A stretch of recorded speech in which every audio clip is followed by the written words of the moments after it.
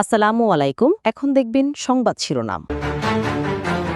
থামছেই না তেলের অবৈধ মজুত। যমুনা টেলিভিশনের অনুসন্ধানে প্রমাণ মিলল খোদ রাজধানীতে বিভিন্ন স্থানে ভ্রাম্যমাণ আদালতের অভিযানে জেল জরিমানা। জুলাই যোদ্ধা সুরক্ষা অধ্যাদেশে সরকার এবং বিরোধী দলের ঐক্যমত্য। আন্দোলনে পুলিশ নিহতের ঘটনায় নতুন করে মামলা হবে না, সংসদে স্বরাষ্ট্রমন্ত্রী। ক্রীড়া ভাতা এবং কার্ড প্রদান কর্মসূচির উদ্বোধন করেছেন প্রধানমন্ত্রী। খেলোয়াড় জীবনে প্রত্যক্ষ রাজনীতিতে না জড়ানোর আহ্বান। সারা দেশে হামলের প্রাদুর্ভাব, হাসপাতালে কষ্ট পাচ্ছে হাজারো অবুঝ শিশু। এপ্রিলের প্রথম সপ্তাহের মধ্যে আসতে পারে টিকার চালান। এতক্ষণ শুনছিলেন সংবাদ শিরোনাম, এখন দেখবেন বিস্তারিত। জ্বালানি তেল নিয়ে কৃত্রিম সংকট তৈরির অভিযোগ দিন দিনই জোরালো হচ্ছে। পেট্রোল পাম্পের পাশেই অবৈধভাবে তেল মজুত এবং বেশি দামে বিক্রির প্রমাণ পেয়েছে যমুনা টেলিভিশন। অন্যদিকে ভাটারায় যৌথ বাহিনীর অভিযানে বিপুল পরিমাণ জ্বালানি উদ্ধার করা হয়েছে।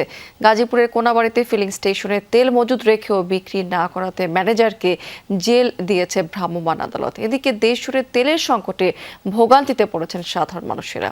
রাজধানী নিকুঞ্জে একটি ফিলিং স্টেশনে গেলে পাম্প কর্তৃপক্ষ জানায় তাদের কাছে বিক্রয়যোগ্য জ্বালানি তেল নেই, রাখা হয় না কোনো মজুদও। কিন্তু পাশের নিরাপত্তা কক্ষেই মিলেছে ভিন্ন চিত্র। তেল নেই এই সাইনবোর্ডের আড়ালে পাম্প সংশ্লিষ্টদের যোগসাজশেই বিক্রি হচ্ছে খোলা তেল, যা হাতে নাতে ধরে যমুনা টেলিভিশন। আপনি তেল দিচ্ছেন, ওই লোকটা আপনার থেকে তেল দিতে আসছে কিছুক্ষণ আগেও আপনি কয়েকবার তেল দিয়েছেন, কিভাবে দিয়েছেন? না আমি তো তেল দিই না। ক্যামেরার সামনে অস্বীকার করলেও পাম্প সংশ্লিষ্ট বিআরটিসি বাস ডিপোর নিরাপত্তা কক্ষ থেকে উদ্ধার হয় বোতলে মজুদ তেল। পরে আর অনুসন্ধানে বেরিয়ে আসে গোপনে তেল সংরক্ষণ করে তা গোপনে বেশি দামে বিক্রি করে আসছিলেন এই পাম্পের সংশ্লিষ্টরা। পাম্প কর্তৃপক্ষরা নিজেরা তেল মজুদ করছে। আমি রাখি নাই তেল। বিআরটিসি ডিপোর ভিতরে আপনি তেল নিয়ে এখান থেকে সাপ্লাই দিচ্ছেন, মিথ্যা বলছেন কেন? না স্যার, আমি সাপ্লাই দিই না তেল।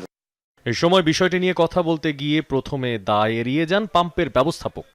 আসলে এটা তো সিকিউরিটি আমাদের আন্ডারের, আমার কেউ না, সিকিউরিটি কোম্পানির লোক এই জায়গায় ছিল। তবে পরবর্তীতে স্বীকার করেন মানবিক কারণে বোতলে দেয়া হয়েছিল তেল। বলে যে আমার গাড়িটা অসুস্থ হয়ে রয়েছে, মেডিকেল হসপিটালে যাওয়া লাগবে, তখন আমরা হয়তো 2 লিটার বা 3 লিটার দিই। এই রকমের হয়তো করতে পারছে। বলেন কি এরকম কেন?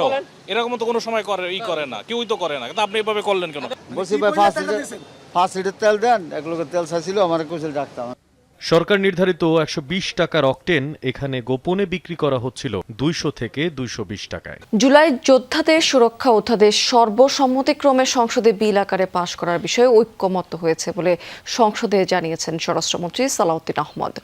গণ অভ্যুত্থানের সময় পুলিশ হত্যার এই বিষয়টি এরই মধ্যে ফয়সলা হয়ে গেছে বলেও জানিয়েছেন তিনি।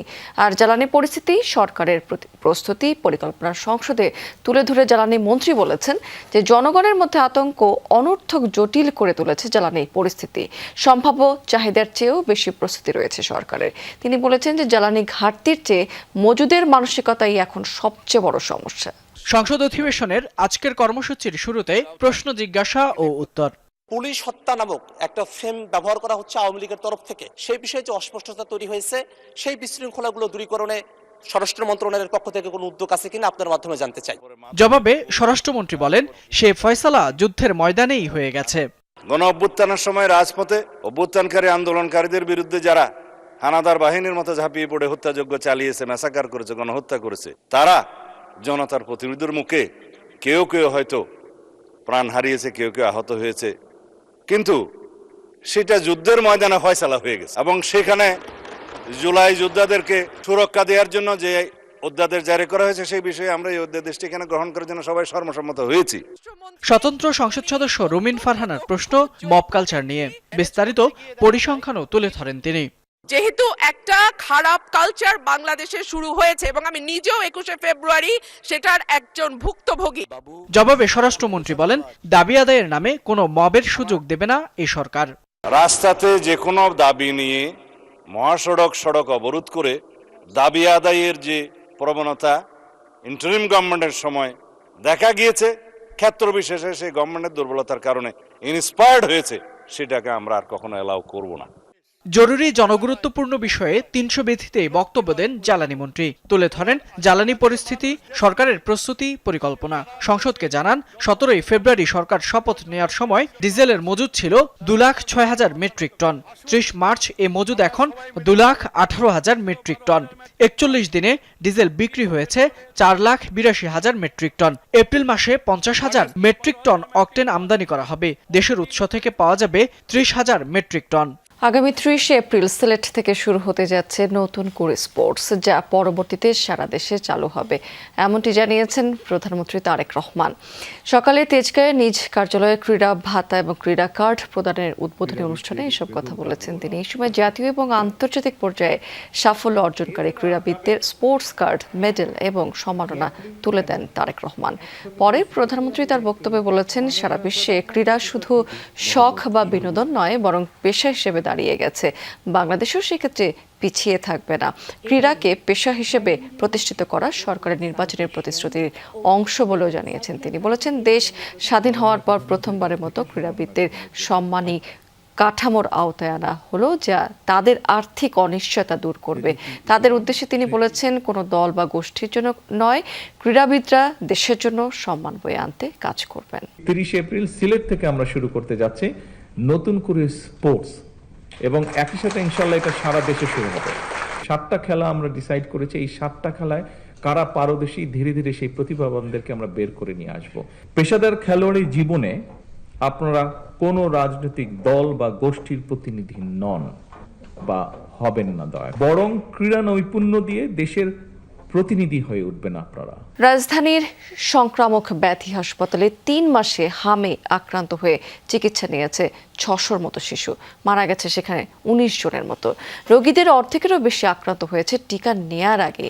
বাদ যাচ্ছে না নবজাতক, অথচ দেশে এই রোগের টিকা দেওয়া হয় 9 মাস বয়সে। ফলে টিকা দেওয়ার সময় এগিয়ে আনার কথা ভাবছে স্বাস্থ্য অধিদপ্তর।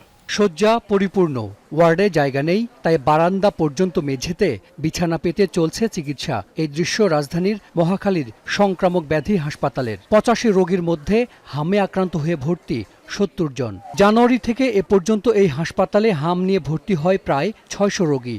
জ্বর ও ফুসকুড়ির সঙ্গে সবারই উপসর্গ ছিল নিউমোনিয়া। এছাড়া ডায়রিয়া ও চোখের প্রদাহ নিয়ে এসেছিলেন অনেক রোগী। টিকা দিছি, 6টা টিকা দিছি, লাস্টটা দিয়ে 6টা টিকা। হাম হয়েছিল আর নিউমোনিয়া, এখন ওর নাকি শ্বাসনালীতে পানি গেছে। এখন সে আইসিইউতে ছিল, এখন আইসিইউ থেকে পাশের বেডে পাঠাই দিয়েছে। আইসিইউতে রাখছে, অতটা ভালো না, মোটামুটি একটু আসছে ভালোর দিকে। ডায়রিয়া ছিল, শ্বাসকষ্ট ছিল, ওইখান থেকে যখন হাম দেখা দিয়েছে তখন এখানে পাঠাইছে। ভর্তি রোগীদের মধ্যে 1 বা 2 মাসের শিশুও আছে। 60 থেকে 70% বয়স 9 মাসের কম, অর্থাৎ টিকা নেয়ার আগেই আক্রান্ত তারা।